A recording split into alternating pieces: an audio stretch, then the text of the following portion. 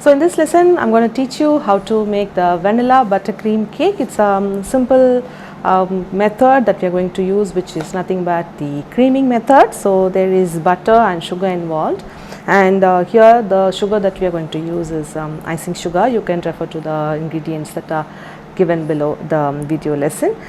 So I am going to use a 6-inch cake pan that is here, and you also have seen the lesson where how to line the pan with a butter paper, and also to use butter and then flour. We also need to essentially use the butter paper on the sides, and that is to allow more room for the cake to rise up on the sides, and to also avoid the doom, because we are looking at quite a bit of the height that could come out of this recipe, rather than have to cut the doom and then have lesser number of layers as we will be layering the cake. Okay, so the ingredients I have here at the moment are the all-purpose flour, butter, eggs, milk, that's baking powder, vanilla extract, salt, and that's icing sugar. So the method will go starting with the butter. So the butter shouldn't be like completely at room temperature, not too soft, not out of the fridge as well. It just needs to be like say half an hour out of the refrigerator, and then we are just going to cream the butter and the icing sugar in the bowl. You can also use a regular bowl with a hand beater, that should work quite fine, but I have here the KitchenAid with a glass bowl, only because I just want it to be seen through well, because it is a video lesson, right? So to start with, I am adding the butter. You can see it is formed in shape, but then also soft. You don't want it to be really very firm.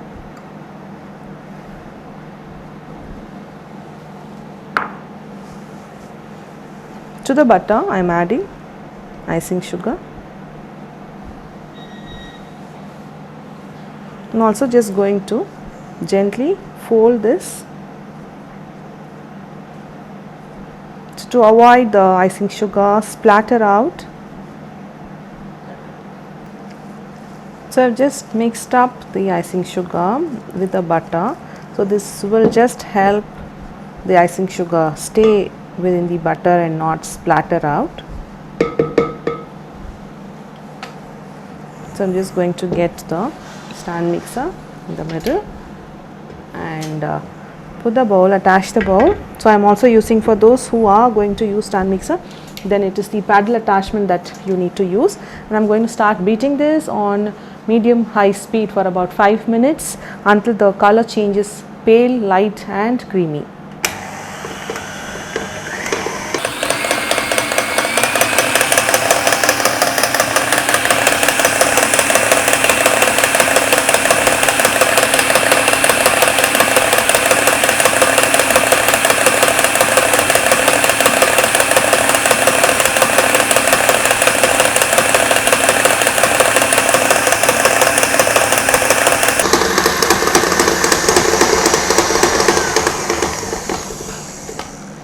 So it's like about a minute and a half. I just want to show the texture, how it looks, and also in between we just supposed to scrape the bowl. So you can see the paler shade is just there, and those that are sticking to the bowl, they are still in the yellow shade of the butter. So it's important to combine them all together. So you have everything mixed up, and we are going to take it to even more paler shade.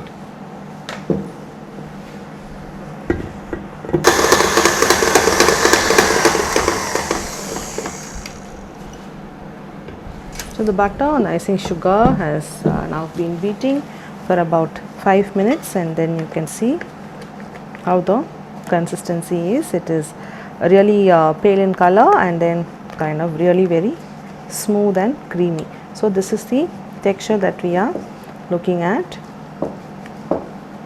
Okay, and to this I am going to start adding the eggs one by one, and we need to allow the time for the egg to get mixed up, and that will be about 1 minute for each egg, and you want the time for the egg to get completely incorporated. Okay, so the eggs are broken up here, so I'm just going to pour in until one yolk falls in, but you can just break your egg one by one at this stage.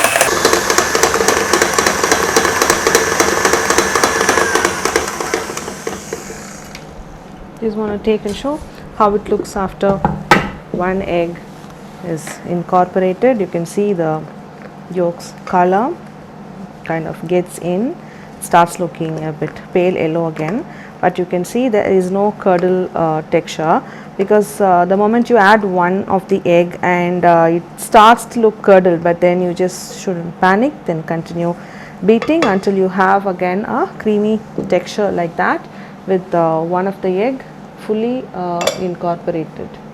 Okay, so one more egg, that is the second egg that goes in, and beat again until the egg is fully incorporated.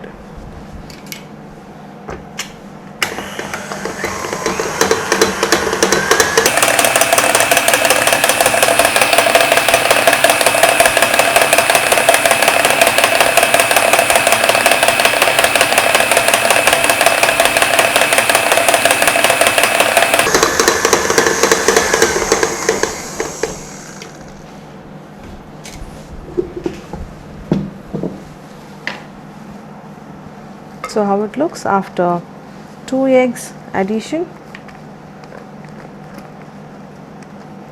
Scraping down well, and then going on to adding the last egg now.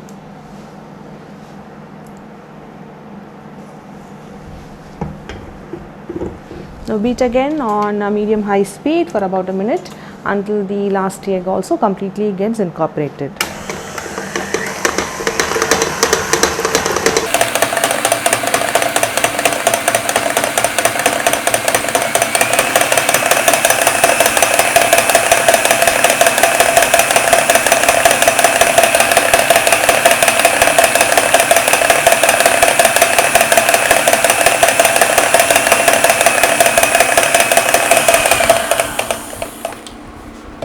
Now because this paddle attachment that I am using has a silicone side to it, it is scraping it for me. But if you are using the paddle attachment or a hand beater that cannot scrape the sides, then here whenever you feel the sides are just stuck, you just need to scrape it down. And now I am again going to beat this because the sides are not scraped. And now this is until the last addition of the egg. Okay, so I am going to put it back after scraping it down, and then going to beat it again until this becomes smooth.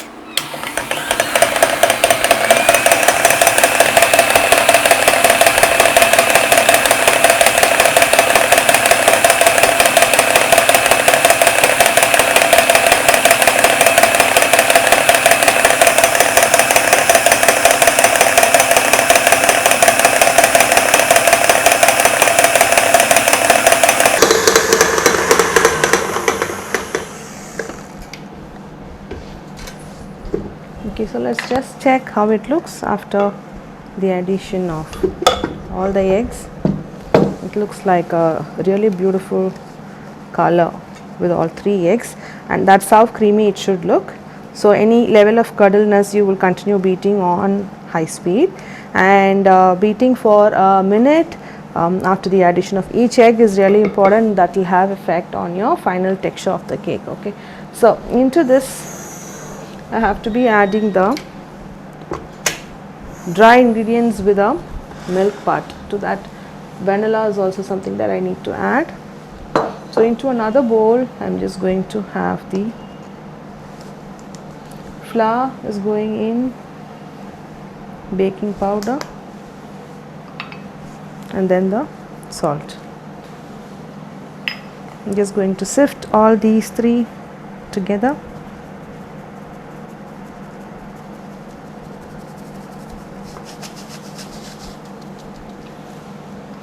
Okay, so the dry is ready. I have the milk then, and now the vanilla will go into the butter and the sugar and the yolk mixture as well. So I'm just getting it here.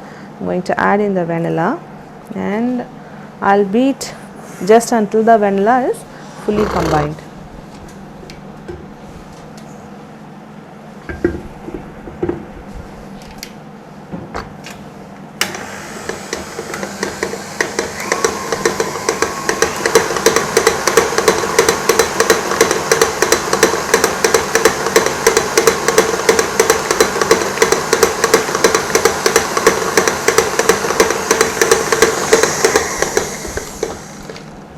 So now the vanilla is added in there, the texture has not changed much, and now I have the flour and the milk here. Now what I will be doing is to add the flour in 3 parts and the milk in 2 parts, and I will be alternating it between the dry and the wet. So wet is only the milk here. So I will eyeball and then divide the flour into 3. So only 1 part I will be adding it here to start with, and then I will just beat just until incorporated. So we have been beating the butter and the sugar for about 5 minutes. Because this method is the creaming method, we have to have the butter and the sugar creamed really well. So that is the stage where we will have to beat it for a longer period of time, and after the addition of each egg it is 1 minute, and that time is also something we need to give. But at this stage where we have to start adding the flour and the milk, we have to be really very careful and not overbeat. So just until incorporated is very important to keep in mind. So I'm going to start with 1 part of the flour and let it beat. When I see no traces of the flour, I'll stop beating and then add 1/2 of the milk, because milk will be in 2 parts, right? So I will just divide this, eyeball it, and then add 1/2 and beat just until incorporated. Then move on to the second part of flour and beat just until incorporated, and then get back to the milk, beat, stop, and then go back to the third part of the flour. So we are going to alternate between the flour and the milk here, and that is a very important step if you have to do the batter making in the creaming method. Okay, so I'm just going to eyeball and take 1/3 of the flour that I have here. On slow speed, beat just until it is done.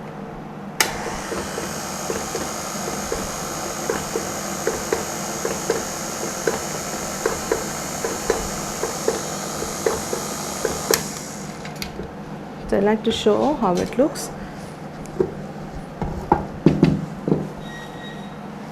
So it's going to look like this. The flour that was added, no traces of the flour in itself. Okay, so that's when we just stop. It was like it didn't even take about 6 to 7 rounds of the paddle to go. And now I'm going to add the milk, half of it eyeball, and if you think it is going to splatter, you can just give it a fold.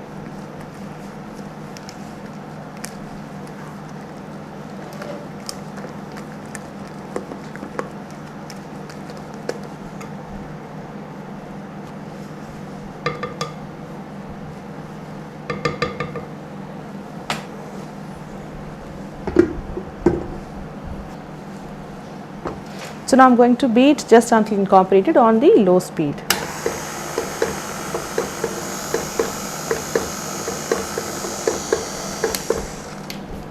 So it's not even taking me 2 to 3 seconds for this step.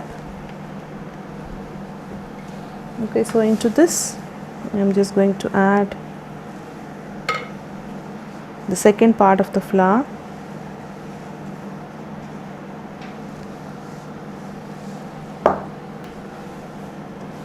Now again I'm going to beat on slow speed just until incorporated.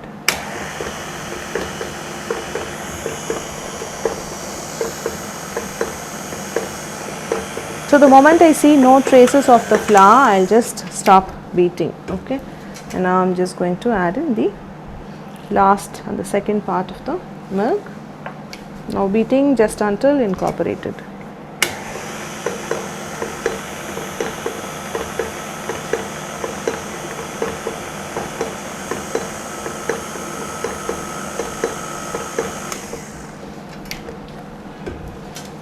So I'm also going to scrape down the sides.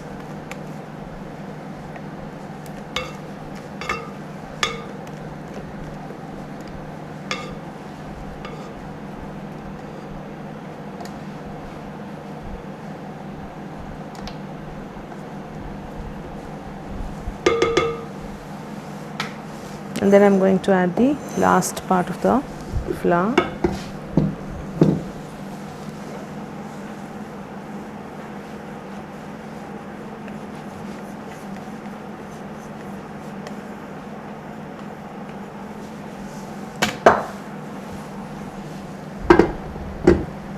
Now beating just until incorporated.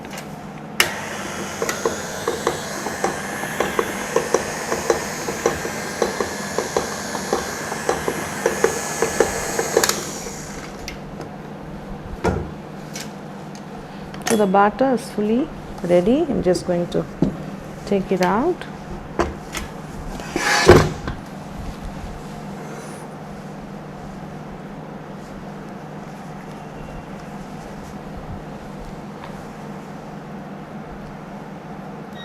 Just scrape off the paddle. Just clean your beater.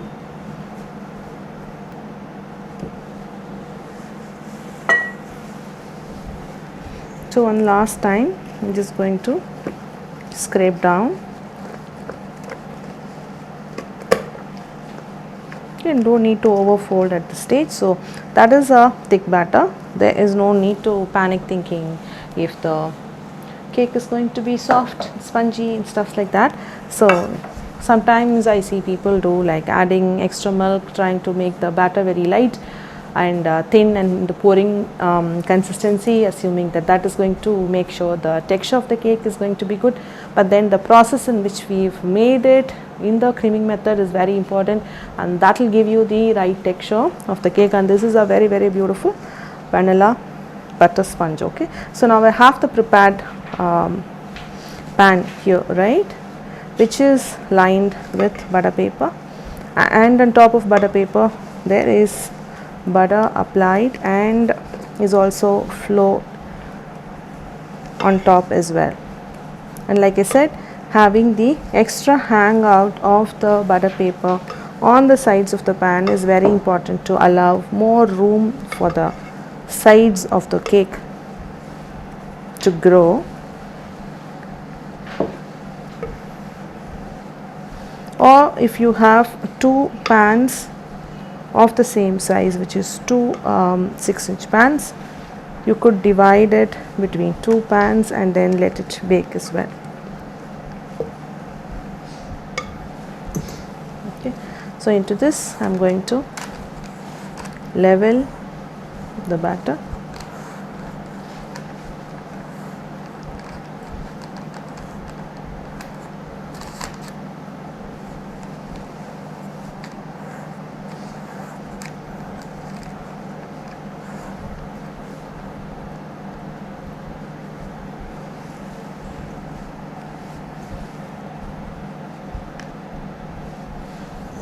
Okay, and then to this there could be bigger air pockets locked in it, so I'm going to tap like twice or thrice, and then we have this one ready. So before even you had started with making the batter, your oven should have been preheating at 160 degrees Celsius, and make sure your oven has been calibrated to know exactly that your oven, inside of the oven, is heating up at 160 degrees Celsius. Now this will go into the oven to get baked at 25 to 30, sometimes even 35 minutes, but then each oven would be different. So what we will know when it has actually baked fully is when you have a golden top, but then sometimes golden top may not even happen because there isn't enough heat on top of your oven sometimes. So maybe it is a little bit on the paler side, but then you can just let it go on till 25 minutes. Do not open the oven door, and after which you can take it out and see if it is like kind of wobbly, it's still not baked. And then if it is stopped being wobbly, maybe the inside there is still some batter, which is not baked well, and that you will know when you insert a toothpick to take it out to see if there is any wet batter sticking to the tip of your skewer. Then again you will put it back for another 5 minutes with the same temperature, which is 160 degrees, and then take it back, and when you know it is completely baked, when a toothpick inserted into the center and that has come out clean, and then we have the cake properly baked. Okay, so let me put this into the oven and then get back and show you when it has been baked. So the vanilla butter cake has come out. You can see the top is like really golden brown, and that will be the color if the top rod is also running. Okay, so to just check for the doneness, you insert the toothpick, and then you see you can have the dry crumb sticking to the toothpick, and that is quite fine.